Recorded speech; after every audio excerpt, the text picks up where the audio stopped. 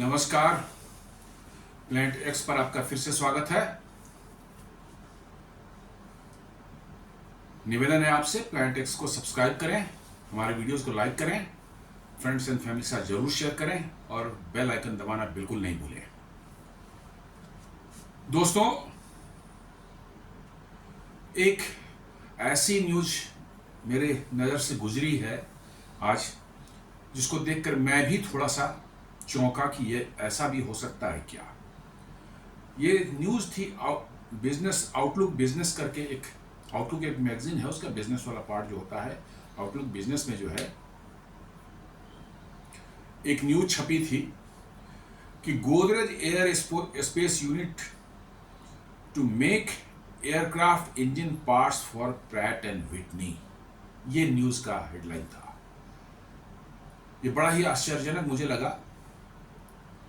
Pratt and Whitney जो है दुनिया की सबसे बड़ी और सबसे एडवांस्ड एरो इंजन्स बनाने वाली कंपनी है। आप दुनिया की जितनी भी कंपनीज हैं जो एरो इंजन्स बनाती है, जी को ले लें, प्रैट एंड विटनी को ले लें, रोल्स रॉयस को ले लें, साफरान को ले लें, या CFM इंटरनेशनल जो साफरान और जी का कोलेब्रेशन से बना हुआ है उसको ले लें, इन सबों में यदि आप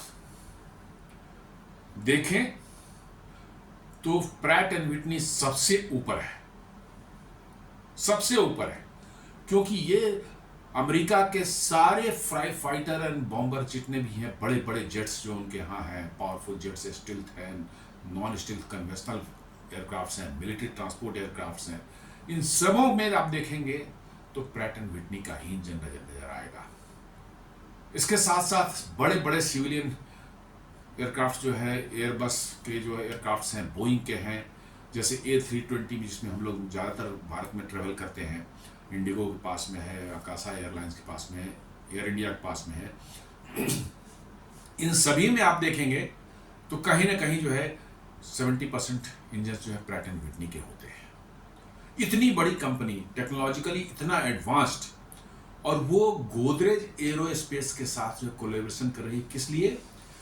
अपने एडवांस्ड इंजन जो कि स्टिल्थ एयरक्राफ्ट, उनके F-22 रैप्टर्स या F-35 लाइटनिंग 2, इन सबों में इस्तेमाल होते हैं। उनके कंपोनेंट्स जो हैं बनवाने के लिए जो है प्रैट एंड विटनी जो गोदरेज एरोस्पेस के साथ एक डील की है, एग्रीमेंट किया है। ये बहुत बड़ी खबर है। टेक्नोलॉजी के क्षेत्र में आप यदि इसको इवेल्युएट करें तो ये बहुत बड़ी खबर है। आप प्रैट एंड विटनी के इंजन्स जो है, ये जैसा मैंने बताया कि अमेरिका के most of the fighter aircrafts, bombers, transport aircraft, इन सबों में लगे हुए हैं। जैसे आप देखें, सबसे उनका जो चर्चित है F-35 लाइटनिंग 2 जिसको बोलते हैं, इनका दोनों वर्सन जो है conventional take off and landing and short take off and vertical landing जो है, दोनों ही तरह के वर्सन्स में जो है इन्हीं के प्रैट एंड विटनी के इंजन लगे हुए हैं। और ये बहुत ही एडवांस इंजन है, जिसमें कि लॉट ऑफ थर्मल मैनेजमेंट किया गया है ताकि उसकी हीट सिग्नेचर जो है, जो एग्जॉस्ट बाहर निकलती है वो बहुत गर्म होते हैं, उनको काफ़ी ठंडा करके निकाला जाता है ताकि जो हीट सीकिंग मिसाइल्स जो इंफ्रारेड पर काम करती हैं वो उनको पकड़ ना पाए और उनका स्टिल्थ बरकरार रहे। इतनी कॉम्प्लेक्स इंजन है और वो प्रैट एंड विटनी बनाती है। देन उनका सबसे प्रेस्टिजियस फाइटर एयरक्राफ्ट जो F-22 रैप्टर, जो कि वहाँ के पार्लियामेंट ने जो है एक लॉ बना रखा है कि ये दुनिया F-22 रैप्टर जो है दुनिया के किसी भी देश को नहीं बेचा जाएगा। लॉ बना रखा है वहाँ के पार्लियामेंट ने। समझ सकते हैं कि कितना स्ट्रेटजिक एसेट है उनका। उसमें भी प्रैट एंड विटनी के इंजन लगे हुए हैं। देन F-15 ईगल, सब संख्या में देखें तो अमेरिकन एयरफोर्स की सबसे ज्यादा F-15 ईगल उनके एयरफोर्स में है, और दुनिया भर के एयरफोर्स में है। इजराइल है, इजिप्ट है, यूरोपियन कंट्रीज के हैं, देन जापान के पास में है, बहुत से ताइवान के पास में, बहुत से कंट्रीज में F-15 ईगल। तो बहुत पुराना एयरक्राफ्ट है, 70 के दशक का है, लेकिन वेरी कैपेबल। उसमें भी प्रैट एंड विटनी का इंजन लगा हुआ है। F-16 दुनिया जानती है, आप सबों के जुबान पर रहता है F-16। आज तक दुनिया में सबसे ज़्यादा कोई लड़ाकू जहाज यदि बना है, विमान बना है, तो वो F-16 ही बना है। करीब 4,500 से ऊपर ये बन चुका है ये हवाई जहाज आज तक। 50 दशक पहले बना था, उसमें मॉडिफिकेशन होते रहे, अपग्रेडेशन होता रहा, और अब 4,500 से ज़्यादा दुनिया के 2530 देश जो है इसको इस्तेमाल करते हैं। उसमें भी जो है Pratt & Whitney का इंजन लगा हुआ है। C-17 ग्लोब मास्टर ट्रांसपोर्ट, विशाल ट्रांसपोर्ट प्लेन, जो कि भारत भी 11 नंबर, भारत में भी 11 वो प्लेन है, और दुनिया भर के एयरफोर्स इसका इस्तेमाल करती है, और बहुत ही कैपेबल और मोस्ट मॉडर्न है ये। इनमें भी जो है Pratt & Whitney का इंजन लगा हुआ है। आप इमेजिन कर सकते हैं कि उस Pratt & Whitney की क्या काबिलियत है और कितनी उसकी पकड़ है इंजन निर्माण के, एरोस्पेस इंजन के निर्माण के क्षेत्र में जो है। और उतनी बड़ी कंपनी ने भारत के एक छोटी सी कंपनी जो है गोदरेज एरोस्पेस जो है, उसको कॉन्ट्रैक्ट दे रहा है अपने स्पेयर पार्ट्स को बनाने का। तो कुछ बात है क्या इसके अंदर में, आइए जानने की कोशिश करते हैं। बहुत छोटा सा विश्लेषण है, बहुत ज़्यादा नहीं है। These engines are crucial for various military aircraft, demonstrating Pratt & Whitney's significant contribution to aerospace engineering। मतलब कि ये जैसा देखा हमने कि ये बहुत ही क्रूशियल है अमेरिका के एरोस्पेस इंजीनियरिंग के लिए। Pratt & Whitney is most vital company. क्या यूएस जो है वो, हमने जो एमका के 110 किलो न्यूटन इंजन को बनाने के लिए जो है बातचीत कर रहे हैं हम लोग साफरान और रोल्स रॉयस से, जिसमें अमेरिका को हम लोग अलग कर रखा है। क्या अमेरिका अपने आप को लेफ्ट आउट फील कर रहा है इस डील में, और इसमें कहीं घुसने की, उसकी इंटर करने का उनका कोई इरादा तो नहीं है? क्योंकि हमने अभी तक जो है कहा कि नहीं, हम साफरान और रोल्स रॉयस से ही, इन दोनों में से किसी एक साथ डील करेंगे। मोस्ट प्रोबेबली शायद मंत्रालय से जो है डिफेंस मिनिस्ट्री ने साफरान को ऑलरेडी ग्रीन सिग्नल दे दिया है। ऑफिशियली ये अनाउंस नहीं हुआ है, बट सारे एक्सपर्ट्स बोल रहे हैं कि Safran deal is done. Godrej aerospace जो है वो एक डिवीजन है गोदरेज एंड बॉयस लिमिटेड का, जो है अंडर गोदरेज इंटरप्राइजेस ग्रुप जो है, उसके अंदर एक गोदरेज बॉयस एक कंपनी है, और उसी का एक डिवीजन है Godrej aerospace. has signed manufacturing contract with Pratt & Whitney, a leading aircraft engine manufacturer, to produce complex components for aircraft engine applications। मतलब कि जो है उनके इंजन्स में जो कंपोनेंट्स लगेंगे, उन कंपोनेंट्स की मैन्युफैक्चरिंग का कॉन्ट्रैक्ट जो है गोदरेज एरोस्पेस को मिल चुका है। अब ये मिलने से फायदा क्या होने वाला है? तो the agreement is expected to significantly enhance Godrej technology capability and produce volume, positioning it as a strategic supplier in the global aerospace supply chain। इससे माने गोदरेज एरोस्पेस को ट्रिमेंडस फायदा होने वाला है, क्योंकि एक बार आप बड़ी कंपनी Pratt & Whitney जैसी बड़ी कंपनी के साझेदार हो जाते हैं, उनके साथ काम करते हैं, उनके लिए आप कंपोनेंट्स बनाते हैं और आपकी क्रेडिबिलिटी एस्टेब्लिश हो जाती है, तो आप दुनिया भर के एरोस्पेस इंजन के निर्माता जो हैं उनके लिए भी एक प्रेफरेबल चॉइस बन सकते हैं। क्योंकि वो देख रहे हैं जब Pratt & Whitney को आप अच्छे क्वालिटी के, हाई क्वालिटी के कंपोनेंट सप्लाई कर रहे हैं, तो उनको भी भविष्य में जरूरत पड़ेगी, तो आप उनके लिए भी उनके सप्लाई चेन में भी घुस सकते हैं। ये एक बहुत बड़ी माने बात होगी भारत के एक कंपनी के लिए जो है। According to company statements, Godrej watch बोलती है, the deal underscores India's growing powers in high precision aerospace manufacturing। ये Pratt & Whitney बोलता है। कंपनी कहती है कि Pratt & Whitney को भारत के हाई प्रेसिजन एरोस्पेस मैन्युफैक्चरिंग में बहुत भरोसा है। तो ये एक बहुत बड़ी बात भारतीय कंपनी के लिए, दुनिया की सबसे एडवांस और टॉप मोस्ट कंपनी जो है एरोस्पेस इंजन बनाने की है, वो यदि भारत की किसी कंपनी के बारे में बोल रहा है, तो this has a long way to go in favour of Godrej aerospace के लिए जो है। अब ये कह सकते हैं कि वाई गोदरेज, उन्होंने क्यों चूज किया गोदरेज एरोस्पेस को जो है, कुछ तो रीजन होगा। तो गोदरेज एरोस्पेस जो है उसका एक करार हुआ था। भारत के डीआरडीओ की एक लैब है, GTRE, gas turbine research establishment जिसको बोलते हैं, जिसको कावेरी इंजन बनाने का जिम्मा पिछले 30 साल से दिया हुआ है। बहुत उन्होंने कोशिश भी की है, कुछ इंजन बने भी हैं, काम भी कर रहे हैं, लेकिन अभी उनका क्वालिटी या उनका लेवल उस लेवल तक नहीं पहुंचा है जिस कि वो एक कॉम्बैट एयरक्राफ्ट में इस्तेमाल किया जा सके। अभी जो बना है उसको अनमैन्ड कॉम्बैट एरियर व्हीकल जो घातक बना रहा है जो डीआरडीओ, उसमें इस्तेमाल के लिए इसको सर्टिफाई किया जाना है, उसकी प्रोसेस चालू है। उस सर्टिफाई हो जाने के बाद उस कॉम्बैट एयरक्राफ्ट में जो है, अनमैन्ड कॉम्बैट एयरक्राफ्ट में जो है ये लगेगा और इसको इस्तेमाल किया जाएगा। इसका मतलब ये इंजन तो यूजेबल है, बट वो उसका लेवल अभी वहां नहीं पहुंचा है कि फाइटर एयरक्राफ्ट में इस्तेमाल हो सके। तो गोदरेज एरोस्पेस को जो है जीटीआरई ने कॉन्ट्रैक्ट दिया था 48 किलो न्यूटन की कैपेसिटी के जो है 8 कावेरी इंजन्स बनाने के लिए। 8 कावेरी इंजन्स जो 48 किलो न्यूटन के हैं, जिनकी टेस्टिंग रसिया में हो चुकी है। इट हैज बीन प्रूवन कि ये इंजन काम करेंगे, यूकैब में तो काम करेंगे ही करेंगे।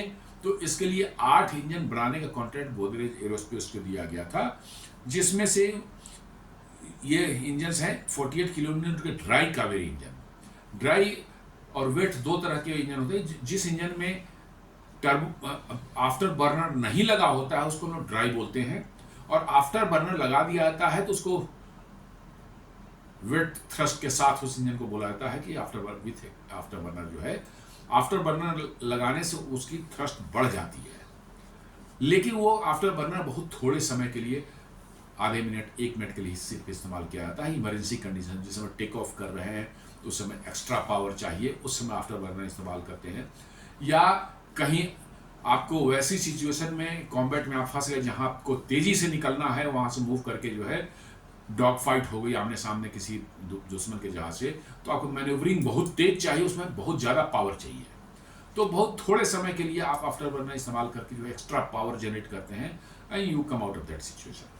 तो वो आफ्टर बर्नर के साथ जब होता है तो ड्राई नहीं, उसको वेट इंजन बोलते हैं, क्योंकि उसमें जो इंजन, ड्राई इंजन से जो एग्जॉस्ट निकलती हैं दे आर वेरी हॉट। उसमें फ्यूल डायरेक्टली उस हॉट गैसेज में फ्यूल को डाल दिया था, वो जल करके और उसका इग्निशन हो जाता है और एक्स्ट्रा पावर वो थ्रस्ट जनरेट करता है, इसलिए इसको आफ्टर बर्नर बोलते हैं लोग। लेकिन ये कॉन्ट्रैक्ट था 48 किलोमीटर ड्राई कावेरी इंजन के लिए, जिसको कि घातक यूसीएवी में लगाना जा रहा था।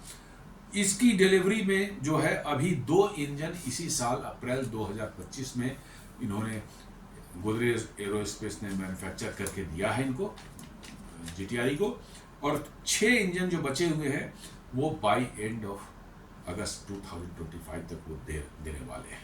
ये बहुत बड़ी चीज़ है कि भारतीय कंपनी जो है एकदम टाइम पर डिलीवर कर रही है, और वो भी एक एरोस्पेस इंजन। और दूसरा एक और भी न्यूज निकल कर आया, कंपनी ने खुद बताया, the company has also introduced India's first domestic high temperature brazing process critical for manufacturing turbine blades with ceramic core cooled structures. जैसा मैंने बताया पहले भी कि एरो इंजन्स दुनिया के, हम समझते हैं कि सबसे कॉम्प्लेक्स टेक्नोलॉजी में है। इतनी कॉम्प्लेक्स टेक्नोलॉजी, इवन जो आप सुपर कंप्यूटर्स या क्वांटम कंप्यूटर से बोल रहे हैं, वो सब अपनी जगह पर है, लेकिन इतनी कॉम्प्लेक्सिटी किसी में नहीं है। जहां पर आपके टरबाइन के ब्लेड्स जो हैं वो 1200 से 1400 डिग्री सेंटीग्रेड हॉट कंडीशन में और 12000 से 14000 आरपीएम पर जो मूव करते हैं, एक स्पूल के अंदर दूसरा स्पूल है, दोनों अपोजिट डायरेक्शन मूव कर रहे हैं। ऊपर वाले पर वो टरबाइन, हाई प्रेशर टरबाइन और हाई प्रेशर कंप्रेसर के ब्लेड्स फिट हैं, और नीचे वाले के अंदर में लो प्रेशर टरबाइन और लो प्रेशर मतलब कि जो है कंप्रेसर के ब्लेड फिट हैं उस पर। और फाइनली जो है बाहर में जो है वो फैन को जो ड्राइव कर रहा है। इट इज माने रिमार्केबल टेक्नोलॉजी, किसी भी दूसरी टेक्नोलॉजी दुनिया में, और इसीलिए बहुत से देश नहीं बना पा रहे हैं इसको। मास्टरी इस पर है सिर्फ अमेरिका को, आपको फ्रांस को, यूके को, और थोड़ी बहुत अप टू सम एक्सटेंट कह सकते हैं रशिया को। रशिया भी बनाता है इंजन, वर्किंग इंजन उनके बहुत पावरफुल इंजन है, लेकिन उनकी लाइफ कम होती है। मतलब मटेरियल की जो क्वालिटी जो है अभी भी जितना अमेरिका या फ्रेंच इंजन्स में होते हैं, अंदर के मटेरियल की जो क्वालिटी होती है उस लेवल का नहीं है, इसलिए उसकी लाइफ कम होती है, आपको कंपोनेंट जल्दी रिप्लेस करने पड़े। चाइना वगैरह कॉपी करने की कोशिश कर रहे हैं, but they are far behind. तो उसी में जो है एक थर्मल टेम्परेचर ब्रेजिंग प्रोसेस है, जिसके अंदर में टरबाइन ब्लेड्स जो होते हैं मैन्युफैक्चर होता है, वो उसमें सिरेमिक्स मैट्रिक्स कंपोजिट मटेरियल का इस्तेमाल होता है, लेकिन उसमें कूलिंग के लिए छोटे छोटे बहुत छोटे छोटे माइक्रो होल्स किए जाते हैं, जिसके थ्रू कूल मल्टीपल होल्स होंगे हर ब्लेड में, और उसके अंदर ठंडी हवा पहुंचाई जाती है ताकि वो उनका टेम्परेचर एक सर्टेन लिमिट से बाहर नहीं जाए। तो इन्होंने वैसे मैन्युफैक्चरिंग के लिए, वैसे टरबाइन ब्लेड्स के मैन्युफैक्चरिंग के लिए एक हाई टेम्परेचर ब्रेजिंग प्रोसेस उन्होंने इंडिया में फर्स्ट टाइम इंस्टॉल किया है। तो ये बहुत बड़ी चीज़ है, बहुत कॉम्प्लेक्स टेक्नोलॉजी है ये। तो ये दोनों चीज़ें लगता है कि इन दोनों चीज़ों के को देखने के बाद जो है शायद प्रैट एंड व्हिटनी को भरोसा हुआ होगा कि भारत में उसके इंजन्स के लिए हाई क्वालिटी कंपोनेंट्स जो है और वो भी कम दाम पर बन सकते हैं, इसलिए उन्होंने दिया होगा। ये पूरा जो ये डील होता है, वो डील हो चुका है, तो definitely it is going to help India. In industry discussions, firms like L&T have proposed developing a 110 kilonewton thrust indigenous jet engine, suggesting a vital role for private suppliers, including Godrej Aerospace, in materializing engines for next generation higher fighter like AMCA. L&T ने एक offer दिया government को कि हम भी engine बना सकते हैं 110 किलो न्यूटन का इंडिजिनसली, और उसमें जो है यदि ये गवर्नमेंट मान लेती है, उनको मौका देती है, तो गोदरेज एरोस्पेस जैसी कंपनियों के लिए बहुत बड़ा अपॉर्चुनिटी होगा वैसे प्रोग्राम में एज ए कंपोनेंट सप्लायर बनने का, जो है सप्लाई चेन के पार्ट में। अब ये डील जो किया है प्रैट एंड व्हिटनी ने, इसकी स्ट्रेटेजिक टाइमिंग आप देखें, भारत इसी समय जो है फ्रांस के सैफरन और यूके के रोल्स रॉयस के साथ डील करना चाह रहा है। बातें फाइनल स्टेज में है, बट जैसी न्यूज़ आ रही है कि सैफरन को गवर्नमेंट ने ऑलरेडी माइंड मेकअप कर चुका है और डिफेंस मिनिस्टर ओके कर दिया है, उस समय में ये डील हो रही है। तो ये ऐसा लग रहा है कि शायद उस डील से अमेरिका की कंपनियों को, जी और प्रैट एंड व्हिटनी को बाहर रखा गया है।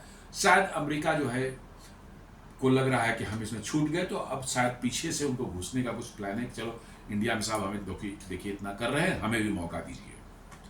The US doesn't want to lose strategic leverage so partnership like this helps embed US firms deeper into Indian aerospace।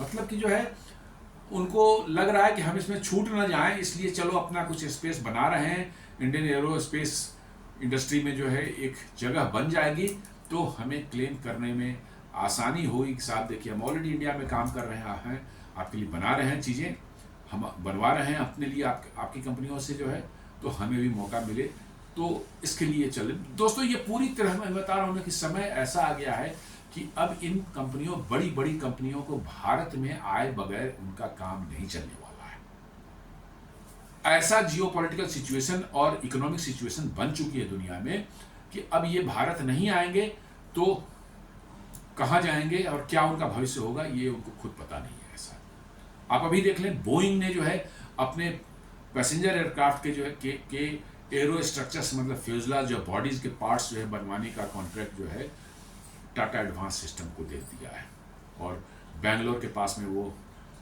कोई प्लांट लगाने वाले हैं जहाँ पर बोइंग के बड़े बड़े प्लेन्स जो है 737, 787 ये सब जो उड़ते हैं, उनके बॉडी पार्ट्स जो है स्ट्रक्चर, एरो स्ट्रक्चर जो है जिसको बोलते हैं हम लोग एयर फ्रेम जो है, उनकी मैन्युफैक्चरिंग भारत में होगी और यहाँ से बन के जाएगा, असेंबल होगा यूएस में जो है।